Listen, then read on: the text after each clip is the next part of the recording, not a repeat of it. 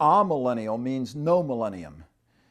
And that's a slander, because those who are called amillennialists do believe in a millennium. What is at issue here is not whether or not there is a millennium, but rather the nature of the millennium. The premillennialist believes that the millennium is future, that it will be physical, that it will be material on the earth, and that it will last for an exact literal 1,000 years. That was a view in one of the three views of the early church. It was called chiliasm, but there was a big difference between the chiliasm, which can be called premillennial, and the premillennialism of today. The post, pre, and of these millennial positions is all related to where you put the millennium in relation to the second coming. Does Christ come before the millennium? It's therefore pre-millennial. Or does Christ come after the millennium, meaning the millennium develops in history and he comes at the end of it?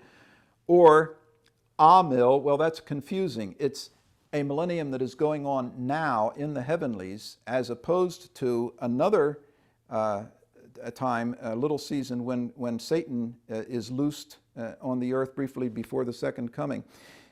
So the millennium is the term that needs to be defined before you can position it. And the early premillennialists, who are called chiliasts, believed two things in common with modern covenant theology. They still believed that the church is the true Israel, and they also believed that the tribulation, the Great Tribulation, is not a literal 7-year period, but rather it's a term that describes the entire period of church history, roughly from the destruction of the city of Jerusalem and the temple until the second coming. The Great Tribulation is not a literal 7-year calendar period. All that they believed was that after Christ's return, he will set up a literal kingdom. And we believe that also. But they did believe, they took the 1,000 years literally. That's the only defining element of chiliasm. There's a good book by F.W. Krominga, published, he's a Dutch Reformed theologian, published back in the 1940s, called Millennium and the Church. Krominga went and read the original works of the church fathers from Papias on, the ante-Nicene fathers, and he shows that a seed form of all three views that we call today post-mill, amill, and pre-mill, the seed form of all three views existed in the early church, and not one of them was predominant. Although modern dispensationalists like to claim that the early church was dispensational and premillennial.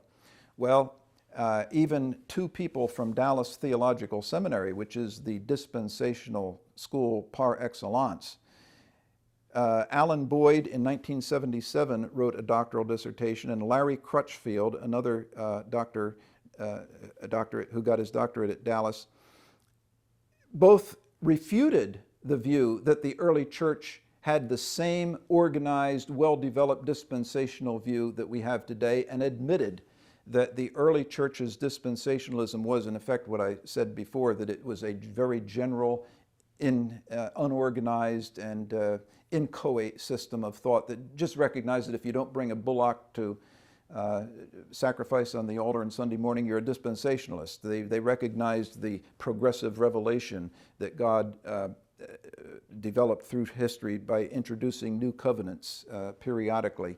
That was the dispensationalism of the early church. Schofield was dishonest in his presentation of the introduction to his book when he quotes Augustine saying, "Distinguish the times and the scriptures will harmonize, or the scriptures will become clear." Distinguish the times, or distinguish the ages. He quotes Augustine there as though Augustine in that one statement is ratifying the dispensationalist view. Well, when you go back and read Augustine in the original, you find out that all that Augustine meant by that was you have to interpret things according to their historical context. If you distinguish the time and you know what the prophet was saying to the people of his times, that's how you understand it. He was not endorsing or certifying a dispensational scheme like Darby and Schofield were. So that shows the scholastic shallowness of Schofield right there, and the fact that he was basically writing a propaganda piece.